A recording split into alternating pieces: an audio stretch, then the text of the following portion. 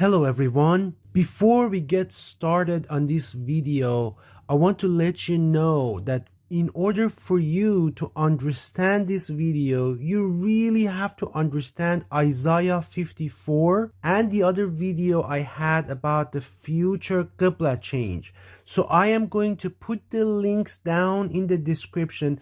If you watch those 3 videos, you're going to understand this video really well. But make sure you watch those 3 videos. Those are the foundations to understanding Isaiah 60. Arise, shine, for your light has come, and the glory of the Lord rises upon you. See, darkness covers the earth, and thick darkness is over the peoples, but the Lord rises upon you, and his glory appears over you. So what is this verse talking about? Verse number 2. But in order for you to understand what this verse is about, you have to understand the Quran. So let's switch to the Quran, and you're going to understand the interpretation of this verse very clearly. Verse number 10 of chapter 44.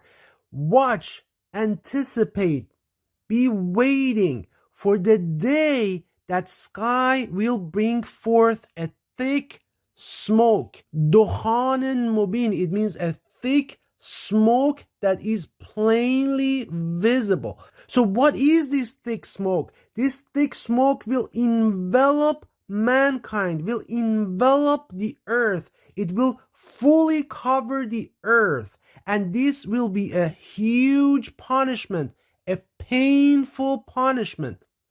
Imagine you're not going to have the sun anymore. The earth will plunge into freezing temperature. Animals, plants, everything will freeze on earth. It is a severe, severe punishment that our Creator Yahweh will inflict on the people of the earth because they refuse to believe in his messenger of the covenant. Let's read the next verse. At this point, people start praying. They say, our Lord, remove this punishment from us. Now we believe. Enna mu'minun. It's like, if you remove the punishment from us, now we will believe in your messenger and the messages that you're sending to us through your messenger of the covenant. And Yahweh, our Creator, says at this point, how can they learn from these messages?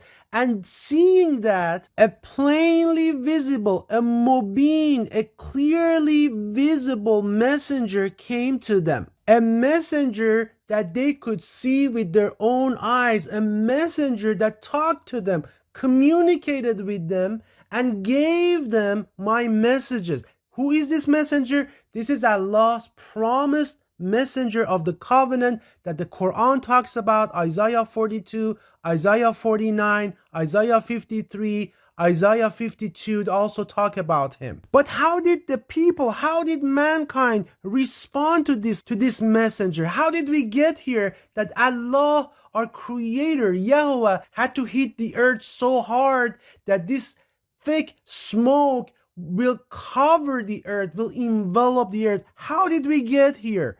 People turned away from Allah's messenger, and they said, what did they say about him? You're going to hear this in your TVs. You're going to hear this in the media. All over the world, social media. This is going to be the propaganda against him. They say he is a highly educated man who is mad, who is crazy. This is a highly educated man who has gone crazy. That will be the propaganda that you're going to see on your screens all over the world. But how does Allah, how does Yahweh, our Creator, respond to this prayer from the people that said, remove the punishment from us and we will believe? He says, we shall remove the punishment for a while, for a little while, qalilan, for a little while. But ennakum a'idun, it means you will return. What does that mean? It means that you will disbelieve again, and your armies of the world that have gathered against the community of the true believers at the end times will come back again to destroy, to annihilate the community of the true believers in the end time that has formed. Who are these people? Who is this community of the true believers? This community of the true believers are those that will believe in Yahweh, in Allah, and His promised messenger of the covenant that He will be sending. They will believe in Yahweh and all His messengers and prophets, from Adam up until His messenger of the covenant, the awaited one. And at this point, people will disbelieve again. They will break their promise because they said that, no, we are going to believe, remove the punishment, we are going to believe, and we are going to let the community of the true believers be. We are going to leave them alone. We are not going to wage wars against them. And remember, all the nations gathered together, everyone from the east, from the west.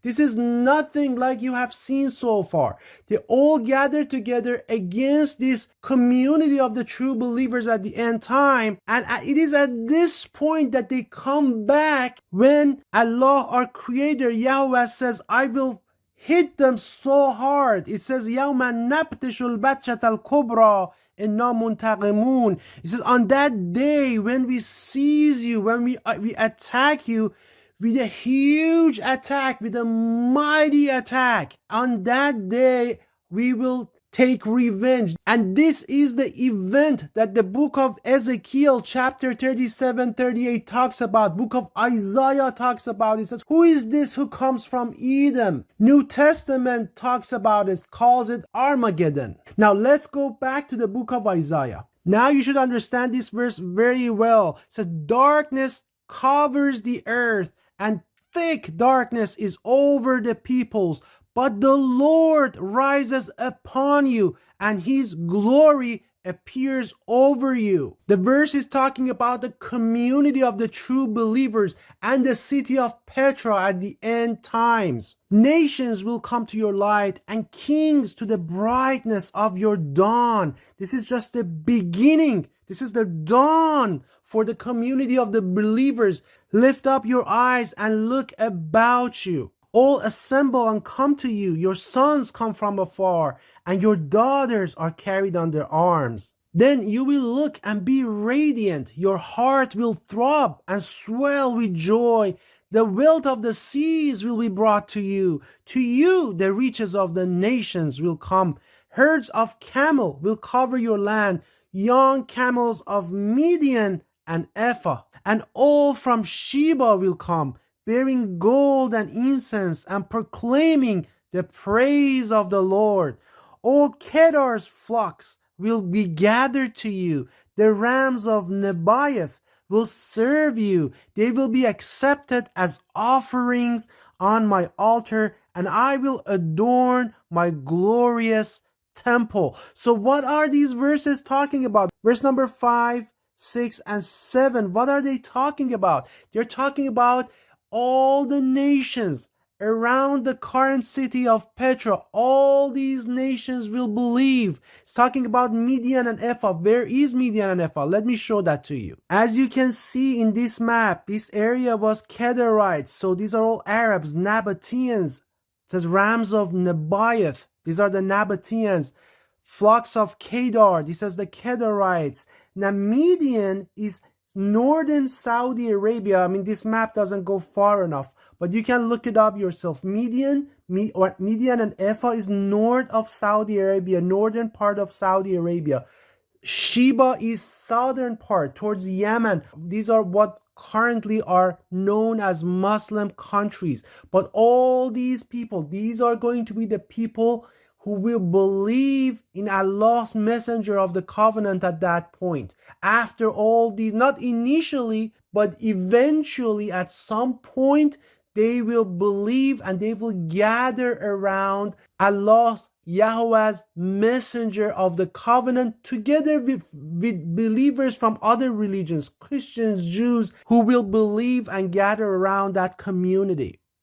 So which temple is it talking about at this point? If you have watched the previous videos, I will put all the links down there in the description. Make sure you watch them. You know what temple it's talking about. It's talking about Al-Masjid al-Haram, the sacred mosque in Petra, Jordan, which is the original Mecca, which is the original Bakkah. It used to be known as Kadesh, which means Quds, the holy sanctuary. It was also known as Bozrah. So the believers will come in safety and security from all around the world to gather together within the community of the true believers, within its safe and secure borders.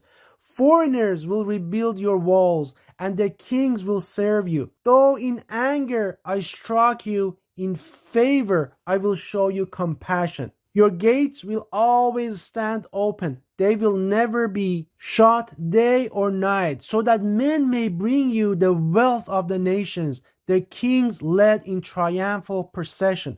For the nation or kingdom that will not serve you will perish. It will be utterly ruined.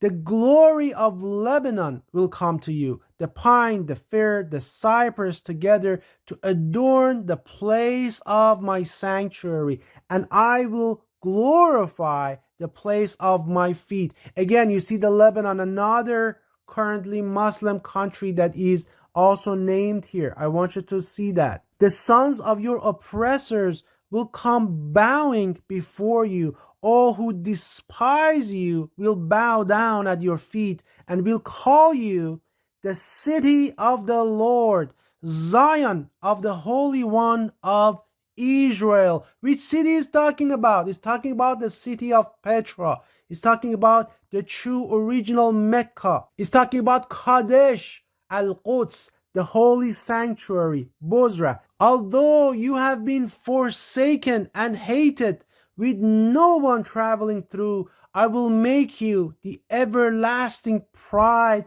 and the joy of all generations. As you know, city of Petra was destroyed by the Umayyad Sunni Muslims. So they destroyed it, they set it on fire, they sent the population of Petra to exile, and they created this new city of Mecca in current-day Saudi Arabia, thousands of miles south of it, in the middle of the desert. And they changed the original Mecca, they changed the original Qiblah, and the city of Petra ever since lied in ruin. It was forsaken, it was abandoned, it was deserted. It was truly a desolate city for 1300 years, over 1300 years. This jewel, this most important cities on the earth that was very well known up until the time of Prophet Muhammad lied in ruins, desolate, forgotten, abandoned, up until it was discovered again, and now it's gradually coming back, but it's still in ruin, it's still abandoned, no one lives there. But this will change, and that's why this verse says, although you have been forsaken and hated, with no one traveling through, our Creator will make it the